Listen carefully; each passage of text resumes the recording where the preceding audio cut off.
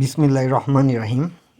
আজকে আমি খুবই একটি গুরুত্বপূর্ণ নিউজ নিয়ে আপনাদের সাথে আলোচনা করতে যাচ্ছি। ডোনাল্ড লু এই নামটি অনেকেরই জানা এবং এই নামটি সারা বিশ্বের কাছে একটি আতঙ্ক। তিনি নাকি যে দেশেই যান হয় সেই দেশের সরকারকে পাল্টে অন্য একটি সরকারকে ক্ষমতা বসিয়ে দেন, আর না হলে পুরো পলিটিক্যাল যেই পলিসিটা থাকে সেই পলিসিটাই তিনি চেঞ্জ করে দেন। যাই হোক, তিনি সফর করতে যাচ্ছেন ইন্ডিয়া, শ্রীলঙ্কা সহ বাংলাদেশে। তো তিনি যে বাংলাদেশে সফর করতে যাচ্ছেন এই বিষয়ে বেশ কয়েকটি নিউজ পোর্টাল হেডিং করেছেন। তো আসুন সেই নিউজ পোর্টালগুলো হেডিং সম্পর্কে আমরা একটু আলোচনা করি। তো প্রথম যেই আপনার নিউজ পোর্টালটি দেখতেছেন এটা কিন্তু ইউএস ডিপার্টমেন্ট অফ স্টেটের নিজস্ব একটি নিউজ পোর্টাল। এই নিউজ পোর্টাল থেকে যে হেডিংটি করেছেন, assistant secretary of state for the bureau of south and central Asian affairs Lewis travel to India, Sri Lanka and Bangladesh. এবং তার পুরো ডিসক্রিপ্ট আমি যদি সংক্ষেপে বলি যে তিনি 10 থেকে 15 তারিখের মধ্যে ইন্ডিয়া, শ্রীলঙ্কা এবং বাংলাদেশ সফর করবেন। এবং বাংলাদেশকে সফর করার সময় বা এই তিনটা দেশে সফর করার সময় তাদের মেন বিষয়বস্তু হচ্ছিল ইন্দো প্যাসিফিক রিজন নিয়ে। এখন ইন্দো প্যাসিফিক রিজন নিয়ে তারা আলোচনা করবেন, পাশাপাশি এই তিনটা দেশের সাথে আমেরিকার সম্পর্ক আরও বেশি মজবুত এবং রিভিল্ড এবং এই তাদের মধ্যে যেন আস্থার জায়গাটা আরও মজবুত করা যায় সেই বিষয় নিয়েও তারা আলোচনা করবেন। তো ইন্দো প্যাসিফিক নিয়ে অনেক কিছুই তাদের এজেন্ডা থাকতে পারে, তাদের এজেন্ডা পজিটিভলিও থাকতে পারে, নেগেটিভলিও থাকতে পারে। সেই বিষয়ে এখন পরে তারা কোনো মতামত প্রকাশ করে না, এটা করবেও না।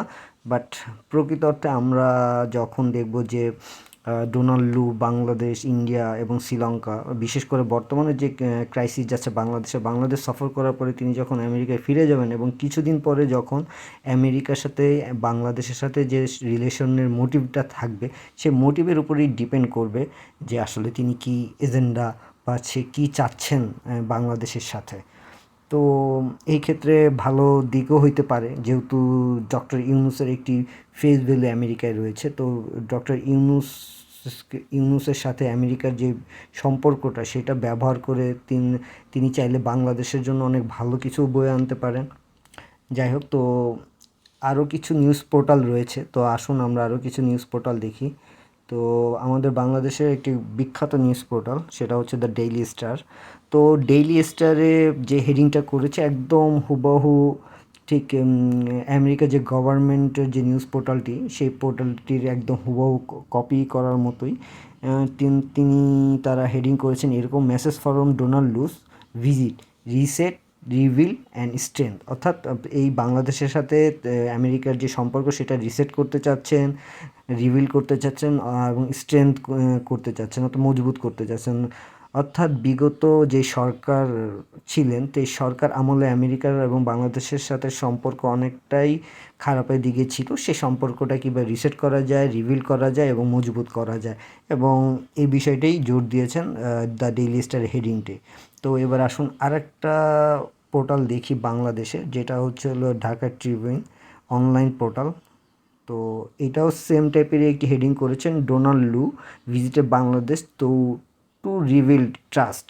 এবং মানে তাদের বিশ্বাসটা বাংলাদেশ এবং আমেরিকার মধ্যে যেন তাদের বন্ধুত্বের যে বিশ্বাসটা কীভাবে রিবিল্ড করা যায় সেটাই নিয়েই তারা আলোচনাটা করবেন। এবং পাশাপাশি দুইটা সাব হেডিং করেছেন যে want to find way to strength our relationship, same একই কথা। এবং this is his third visit to Bangladesh in 17 month, অর্থাৎ 17 মাসের মধ্যে 3বার ভিজিট করেছেন ডোনাল্ড লু বাংলাদেশের। যাই হোক, আরও কয়েকটা পত্রিকা আমরা দেখতে পারি। তো এখানে আরেকটি পত্রিকা যেটা খুবই আমার কাছে মানে ব্যতিক্রমী একটি হেডিং মনে হয়েছে, সেটা হচ্ছে হলো Donald Lu's Dhaka visit does it signal a US policy shift towards Bangladesh.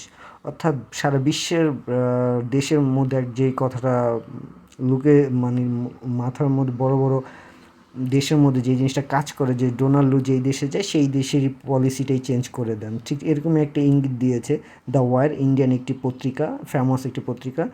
সেই কথাটা হচ্ছে এরকম, ডাজ ইট সিগনাল, এটা কি একটি সিগনাল এই US policy shift towards Bangladesh, তাদের যে পলিসিটা রয়েছে সেটা বাস্তবায়ন করার জন্যই কি এই ভিজিটটা করতেছেন বাংলাদেশে ডোনাল্ড লু, এরকম একটি সিগন্যাল দিয়েছেন। আর বাকি কথা প্রায় সেম একই রকম, যেখানে হচ্ছে হলো তিনটা দেশে সফর করবেন এবং তাদের যেই ইন্দো প্যাসিফিক রিজন সেই রিজনটা নিয়েই তারা আলোচনা করবেন।